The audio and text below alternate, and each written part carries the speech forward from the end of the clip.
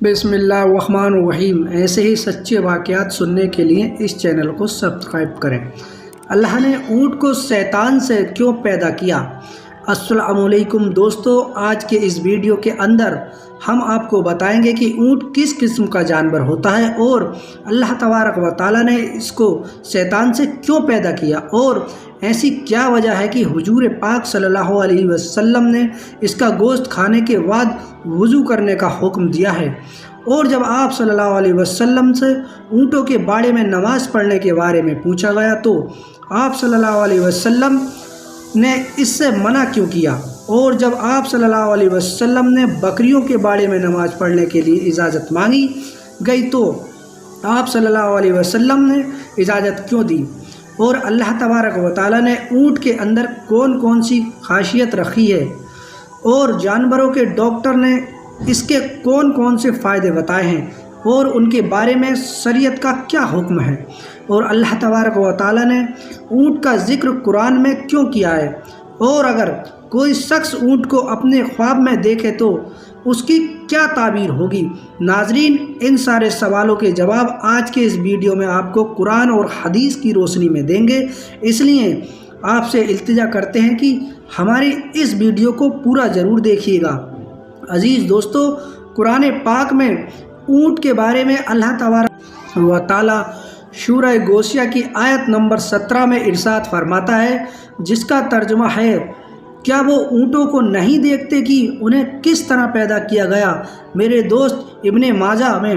کہ نبی کریم صلی اللہ علیہ وسلم نے ارشاد فرمایا، اونٹ گھر والوں کے لیے باعث عزت اور بکریاں باعث برکت ہوتی ہیں، اور گھوڑوں کی پیشانی میں یعنی گھوڑوں میں برکت قیامت تک کے لیے باندھ دی گئی ہے۔ میرے دوستو، اونٹ بڑے جسم والا جانور ہوتا ہے، وہ اتنا طاقتور ہوتا ہے کہ وہ بھاری سے بھاری بوجھ اٹھا کر بنا کسی تکلیف کے پاؤں پر کھڑا بھی ہو سکتا ہے اور بیٹھ بھی سکتا ہے، اور اگر کوئی چوہیا اونٹ کی نکیل دبا کر جہاں لے جانا چاہے آسانی سے ساتھ اسے لے جا سکتی ہے۔ اونٹ فرمانبرداری سے منہ نہیں موڑتا۔ اونٹ کی پیٹھ اتنی پھیلی ہوئی ہوتی ہے کہ انسان اپنا سارا ساز و سامان، کھانے پینے کی چیزیں، ضروری برتن، گدا، تکیا اور کپڑے وغیرہ کے ساتھ سواری کر سکتا ہے، اور سواری کرنے والے کو ایسا لگے گا جیسے کہ وہ اپنے گھر میں بیٹھا ہوا ہے۔ ان سب چیزوں کے ساتھ ساتھ اونٹ اس منصبی گھر کو لے کر پھرتا رہتا ہے، اور اللہ تبارک و تعالیٰ نے اونٹ کی لمبی گردن اس لیے بنائی ہے۔ اونٹ فرمانبرداری سے منہ نہیں موڑتا۔ اونٹ کی پیٹھ اتنی پھیلی ہوئی ہوتی ہے کہ انسان اپنا سارا ساز و سامان، کھانے پینے کی چیزیں، ضروری برتن، گدا، تکیا اور کپڑا وغیرہ کے ساتھ سواری کر سکتا ہے، اور سواری کرنے والے کو ایسا لگے گا کہ جیسے وہ اپنے گھر میں بیٹھا ہوا ہے۔ ان سب چیزوں کے ساتھ ساتھ اونٹ اس منصبی گھر کو لے کر پھرتا رہتا ہے، اور اللہ تبارک و تعالیٰ نے اونٹ کی لمبی گردن اس لیے بنائی ہے تاکہ وہ بوجھ لے کر آسانی کے ساتھ بیٹھ جائے اور بھاری بوجھ اٹھا سکے۔ اور اونٹ کو ریگستان کا جہاز بھی کہا جاتا ہے۔ اونٹ کے اندر پانی پر صبر کرنے کی زبردست طاقت ہے، چنانچہ اگر اونٹ کو سفر میں 10 دن تک پانی نہ ملے تب بھی اونٹ صبر کر سکتا ہے۔ اسی طرح اونٹ ہر اس گھاس کو کھا جاتا ہے جسے دوسرے جانور نہیں کھاتے۔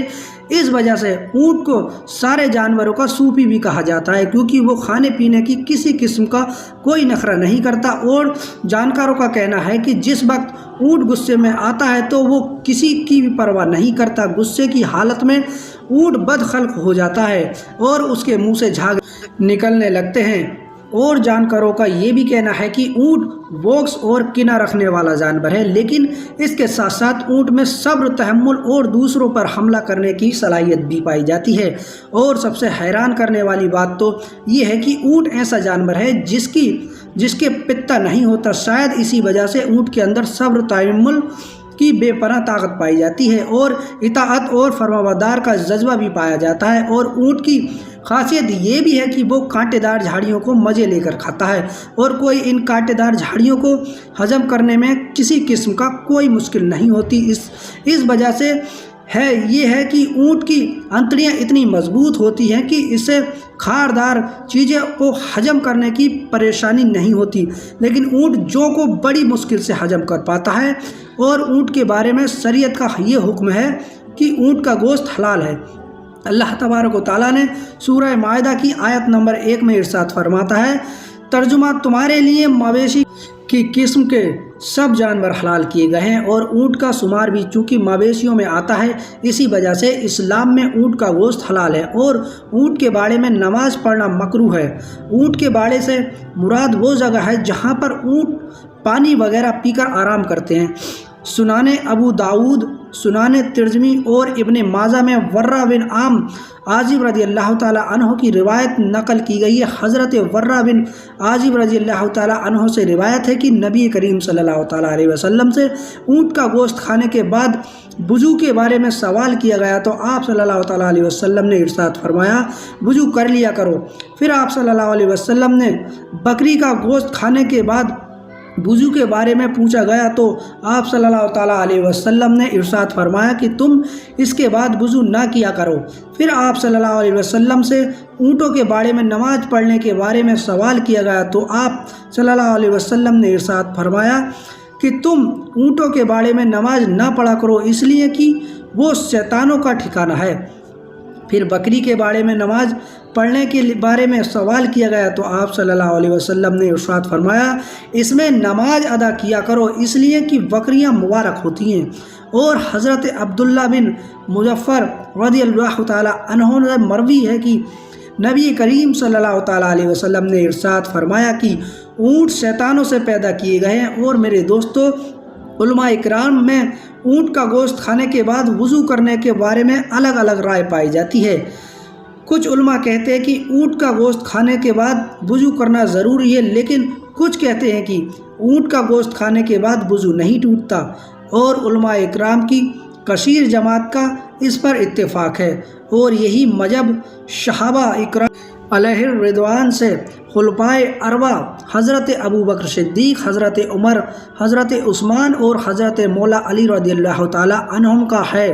اور یہ جو حدیث کے اندر ارشاد فرمایا گیا ہے کہ اونٹ کو اللہ تبارک و تعالیٰ نے شیطان سے پیدا کیا ہے،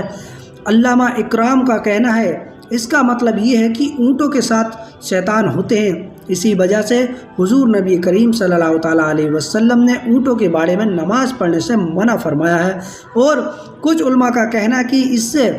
مراد یہ ہے کہ اونٹوں کے اندر شیطانوں کے اخلاق کی عادت پائی جاتی ہے، اسی وجہ سے نبی کریم صلی اللہ تعالیٰ علیہ وسلم نے ارشاد فرمایا کہ اونٹوں کو شیطانوں سے پیدا کیا گیا ہے۔ بہرحال میرے دوستو، اس کا یہ مطلب ہرگز نہیں ہے کہ ہم اونٹوں پر ظلم و ستم کریں، ان کو مارے پیٹیں اور ان کی طاقت سے زیادہ ان پر بوجھ لاد دیں،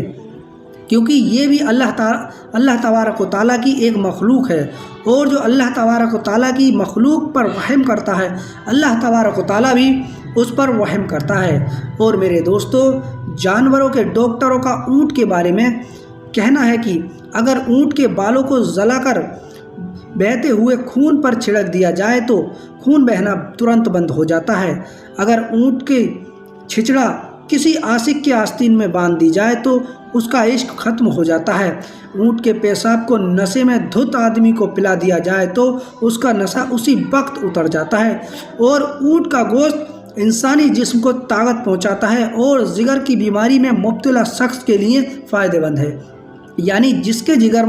پر سوجن آ گئی ہو اور اگر وہ شخص اونٹ کا گوشت کھائے تو اس کے لیے فائدہ مند ہے۔ اور اونٹ کو خواب میں دیکھنے کے بارے میں اہل علم کا کہنا ہے کہ اگر کسی شخص نے خواب میں دیکھا کہ وہ 100 اونٹوں کا مالک ہو گیا ہے تو اس کی تعبیر یہ ہوگی کہ وہ باعزت لوگوں کا حکمران بنے گا اور اسے بہت سا مال ملے گا۔ اسی طرح سے اگر کسی شخص نے خواب میں دیکھا کہ وہ اونٹنیوں کے ریوڑ کا مالک ہو گیا تو یہ اسے کوئی بکری یا اونٹ مل گیا ہے تو اس کی بھی یہی تعبیر ہوگی۔ اور اگر کسی شخص نے خواب میں مویشی چوپائے دیکھے اور اس حال میں کہ اس نے انہیں چرانے کے لیے چھوڑ دیا ہے تو اس کی تعبیر یہ ہوگی کہ اللہ تبارک و تعالیٰ کی طرف سے اسے کوئی نہ کوئی نعمت ملے گی۔ اور اگر کسی شخص نے خواب میں دیکھا کہ وہ عربی اونٹوں کو چرا رہا ہے تو اس کی تعبیر یہ ہوگی کہ وہ عرب قوم کا سردار بنے گا۔ اور اگر کسی نے خواب میں دیکھا کہ کسی شہر میں اونٹ ہی اونٹ ہیں تو اس کی تعبیر یہ ہوگی کہ اس شہر میں وبا اور جنگ وغیرہ کا اندیشہ ہے۔ اور اگر کسی شخص نے خواب میں دیکھا کہ وہ اونٹ کا مالک ہو گیا ہے تو اس کی تعبیر یہ ہوگی کہ اس شخص کو اس قدر عظمت کی دولت نصیب ہوگی، اللہ تبارک و تعالیٰ اور اس کے محبوب صلی اللہ تعالیٰ علیہ وسلم زیادہ جانتے ہیں۔ اللہ تبارک و تعالیٰ سے دعا ہے کہ اللہ ہمیں ساری مخلوق پر رحم کرنے کی توفیق عطا فرمائے اور ہمیں اپنی زندگی حضور نبی کریم صلی اللہ تعالیٰ علیہ وسلم کے بتائے ہوئے طریقے کے مطابق گزارنے کی توفیق عطا فرمائے، آمین۔ تو میرے دوستو، آج کے اس ویڈیو میں بس اتنا ہی، انشاءاللہ ملتے ہیں نیکسٹ ویڈیو میں، تب تک کے لیے اجازت دیجیے، خدا حافظ۔